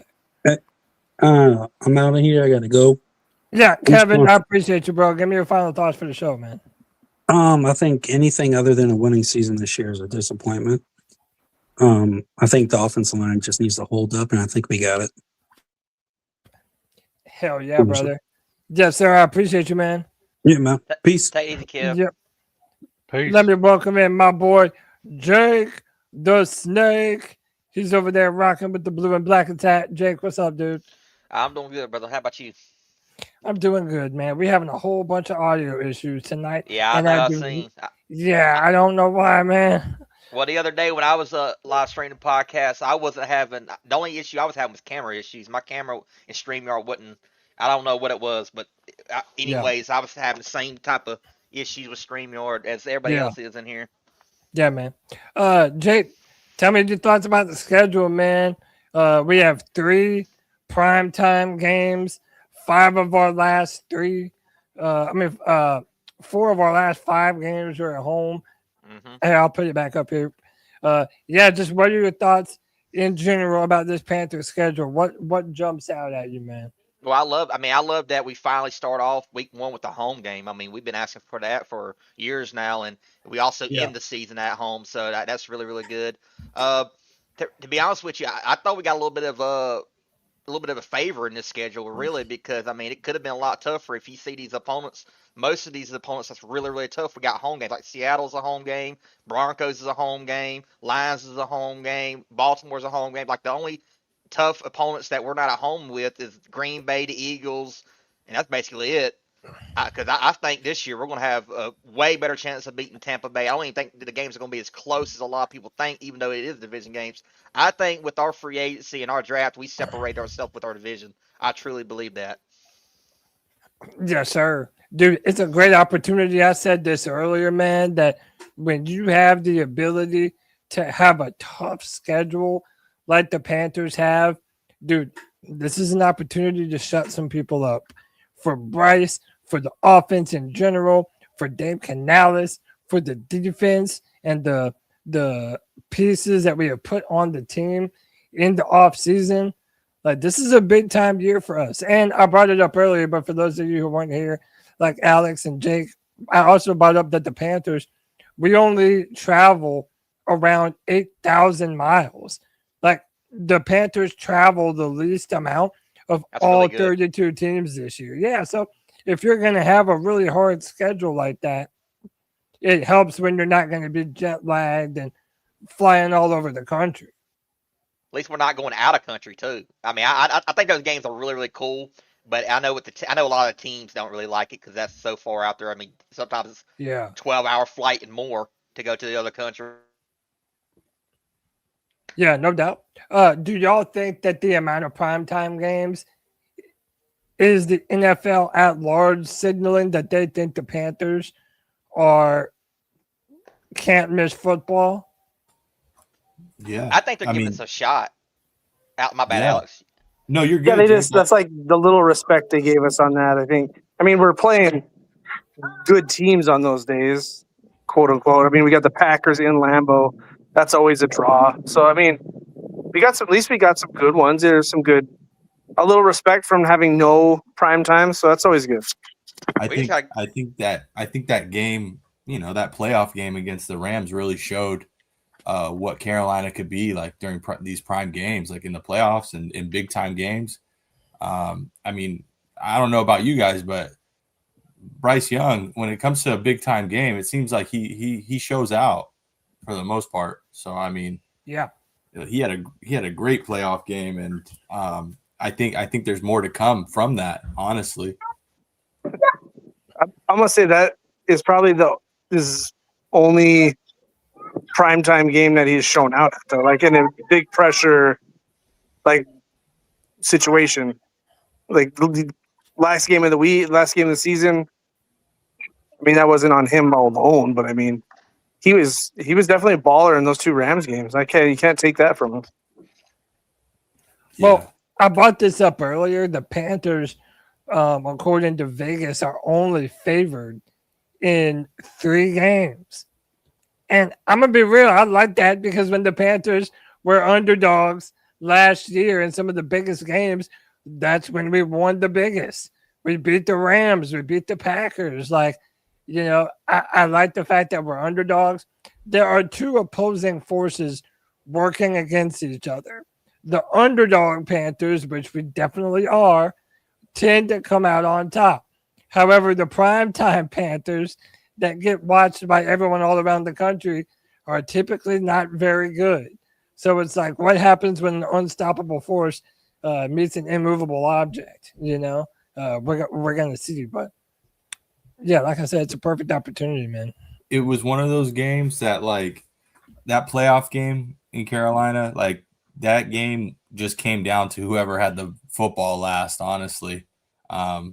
Didn't look like much of the defenses were really going to get a stop. And even though I was excited and Coker got that touchdown in the corner, and that was a pretty ball by Bryce, I just had a feeling that the defense just wasn't going to stop him at the end. I mean, and it's just one of those things. Like, I think when it comes to this team and how young they are and being in the bright lights, I know last year, obviously I was at one of them that wasn't great. I was at that Niner game on Monday night. Sorry for you, Alex. I'm sorry. Yeah, it wasn't great. I mean, defensively had a few picks. It was exciting, but like, yeah, it wasn't the prettiest game offensively that night. And it's just one of those things. Yeah. I'm one of those weirdos that thought it was a bad thing that we got that block punt in that Rams game, because if they would have just got the regular punt off and we were able just to drive down the field and you could chew that clock up, and then like that was like, to me, like, I mean, if you want to look back, there's no guarantee we do that, but like then you kind of what you're saying, then you're guaranteed you have a better opportunity of your being the last person with the ball because you could control the clock. But exactly. I think the league giving us 3 primetime games is really just them throwing us a bone. Like, show us what you really got. And I'm with Alex, though. We can't show up to a game like the 49ers, man. We got to go out there and prove that we're worthy of getting these primetime games. We're worthy of getting Sunday night football, Monday night, Thursday night football. Like, we're worthy of getting those, those chances, so to speak, to show up. What I want to see, I want to see this team do something in primetime to where it makes old fogies like me actually excited to see them on primetime. Hell yeah. Because right now I just get worried. Same. The Detroit game is Sunday night. Is it Sunday? It's Sunday night. Yeah, Sunday night football. Week 4. I did want to bring this up to y'all, man. Tershawn Wharton recently had neck surgery, and he's going to be out indefinitely. A lot of people were disappointed by his performance last year, but now we don't know what he's going to be this year. It really makes me feel better about that second-round pick of Lee Hunter now in retrospect, that you're not going to have him. What effect does that have on this defense, if any at all? I think it affects the depth, bro. I mean, we went into the draft with me saying I think we needed more defensive tackle depth. I know not everyone agrees, but I was kind of, if you're having 3 defensive tackles, or if you're running the 3-4, we don't have a lot of depth. So I think it hurts that. But what scares me is the indefinitely part. I mean, we got 4 months before training camp or something like that. 3 months. Yeah. So I mean, can he get back in time? That's what I just don't know anything about the surgery or the recovery time. Yeah, and he was disappointing for sure, but I mean, he's better than what we have behind him. Yeah, well, that goes without saying. Go ahead, Jake. I was going to say, I don't think it affects much of anything, because I mean, to do what even after much last year, and when he was out there, he didn't do nothing. He was just there. Really? Yeah, he had a couple games where he was like solid, but that's like 2. I want to say legitimately 2 games he was a plus player out of all of the ones. Like you said, he wasn't even available for a lot. He got that injury. So, I mean, it's like I'm kind of the same. It's kind of a non-factor. It would have been a benefit for him to be there, but maybe it paves the way for Lee Hunter to get some more reps in. I think he's honestly the worst free agent signing we've had in recent years, truly. Yeah, it's unfortunate. You're right, Jake. I mean, it's unfortunate. Like, when it comes to injuries, you can't really help those kinds of things, and it's just it's unfortunate because we signed that dude that was in New England, or he switched up on us and then went to New England, and that Milton Williams. Is that Milton Williams? And then I think this was our like not really our plan. We just had to pivot, and we ended up with Turk Wharton, which wasn't a bad at hindsight. I didn't think it was a bad signing. It was a nice pivot, but unfortunately with the injuries, it's been kind of brutal for him here. And I don't like to say like a player sucks or whatever, especially when it comes to injuries, just because it's like those kinds of things happen and it's just unfortunate. It's one of Dan Morgan's not best signings so far.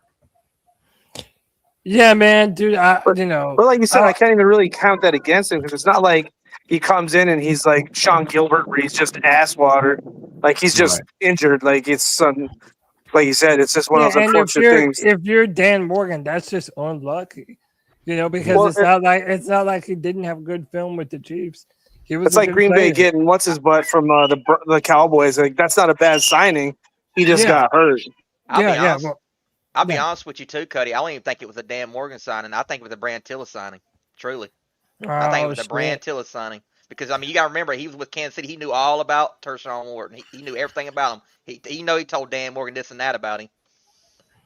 Yeah, dude, and the sad part about it is because Dan Morgan is the GM, it goes on his resume no matter what.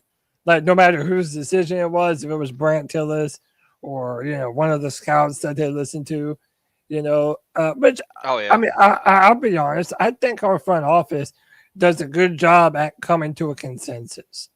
I don't think there's like a scenario where, Dan Morgan really wants this guy, so he overrules everyone else that says, no, we need to pass on him. I think that we do a good job of getting everyone on the same page. And again, I'm speculating. Fuck, I have no idea. I'm not there.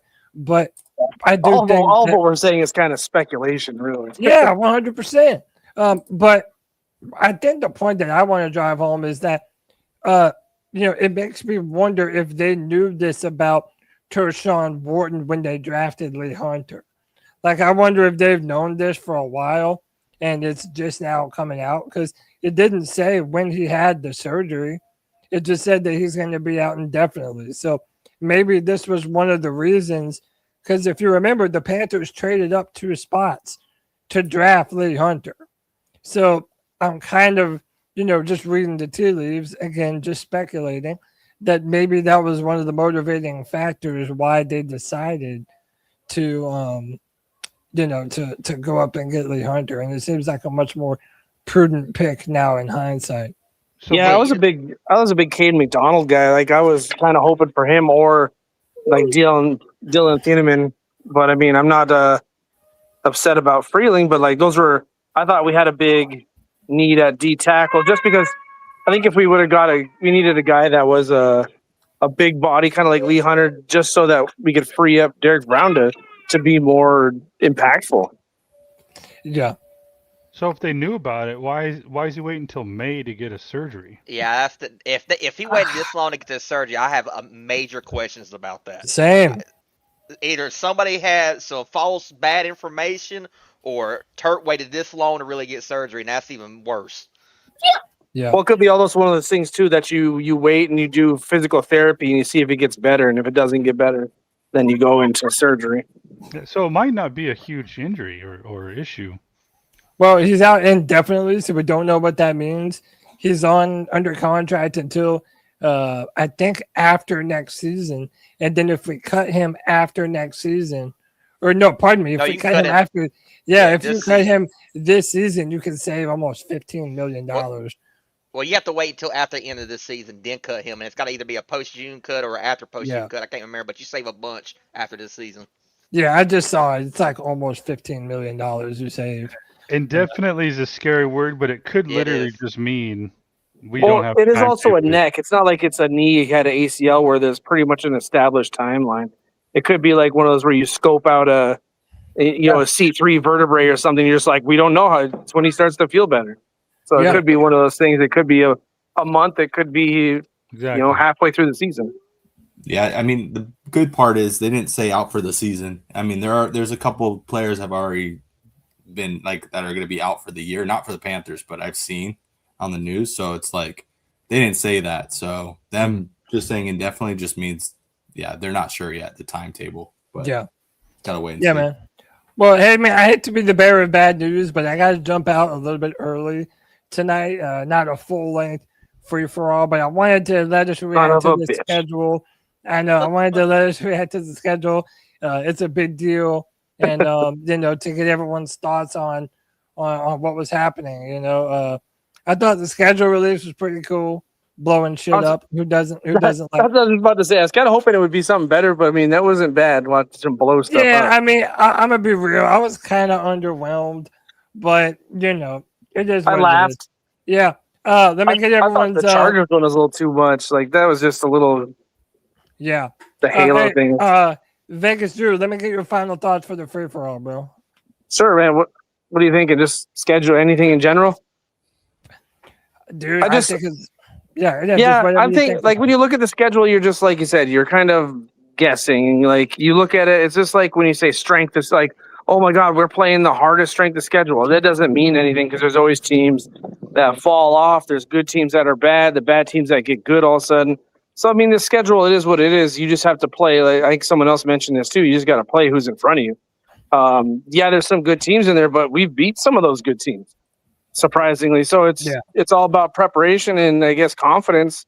If we could stay consistent, that's going to be it shouldn't be the ball anymore that Canales is saying. It should be consistency. Like it should be coaching consistency, player consistency. If we are more consistent, we have a better opportunity for a successful season, I think. Yes, sir. Appreciate you, man. Alex, everyone for Panthers. Appreciate you, man. Talk to me, dude. What's your final thoughts for the free for all? Yeah. Just want to, end it on a high note. We had 2 wins back in 2023, 5 wins in 2024, 8 wins in 2025. So every year it's been getting better and better. So, and it's been raised up by 3 wins each year. So why not? Why not 11-6?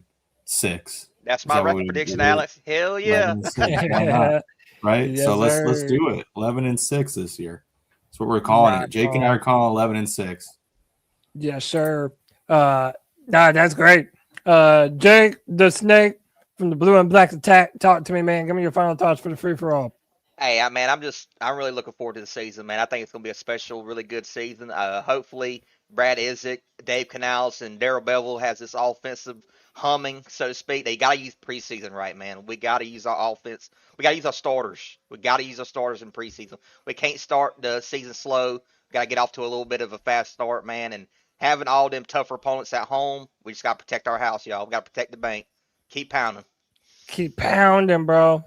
Appreciate you, Jake. As always, my bro, my guy, Christian, the Sigma Panther. I'm going to ask you one day to tell me the meaning behind that Sigma Panther, if that means anything, but it sounds cool. I just tell you right now, man. I'm a Sigma type male, and I was looking for a handle, and I'm kind of like a lone wolf. Yeah. I'm the guy that doesn't really care about what people think of me. I don't. Those alpha guys get on my fucking nerves all the time, in person and online. I just do my own thing, man. Like me, I get it. Yeah. Dude, I hate these like final words, man, especially when it comes to schedules or predictions. I never really prep anything. I wing everything I say all the time. And I don't want to be a pessimist. Just know that, like, hey, man, when you love something, as I do, I love this team, and I've loved them for 30 years. I don't see it as a bad thing if I speak negatively. I can't afford the hopium juice anymore, so I'm just real, man. Like it's I'm a little worried, but I still love this team even when we're not doing well. I may voice that frustration. I struggle to see us going anything more than what we did last year. But I think it also depends too on whether or not we're going to see the team that faced the Rams in the play. If we could see that, but with a better defense, then that's gravy right there. That's awesome news. So yes, sir. I think a lot's going to depend on Idzik and Bevel. I think I don't even know what really Bevel's going to do, but if he's helping the offense. People bring up Darrell Bevel, and every time I forget that he's on this team. He's just going to help Idzik plan, man. He ain't going to help him write plays or nothing like that. He's going to help him, get his structure and shit right. I hope so, man, because I was, as you guys probably know about me, I was very vocal and disappointed about the offense last year. even being a defensive-minded guy. But yeah, I hope that it works out. I think that if Idzik does well, and I think I'm putting some stock in Jonathan Brooks in the sense that if he can do well, then and Bryce continues as he's been, or at least pointing in the right direction, then I think we could do well enough to win more games than what I'm thinking of right now. Yes, sir, man. Well, hey, man, you're not a Sigma Panther over here. You're a part of the pack. You're my bro. I appreciate y'all. Appreciate you, Jake. Appreciate you, Alex. Hell yeah. It's a put up or shut up year for the Carolina Panthers. Let's remember to keep pounding, boys. C3 Legion. Love y'all. Catch y'all next time.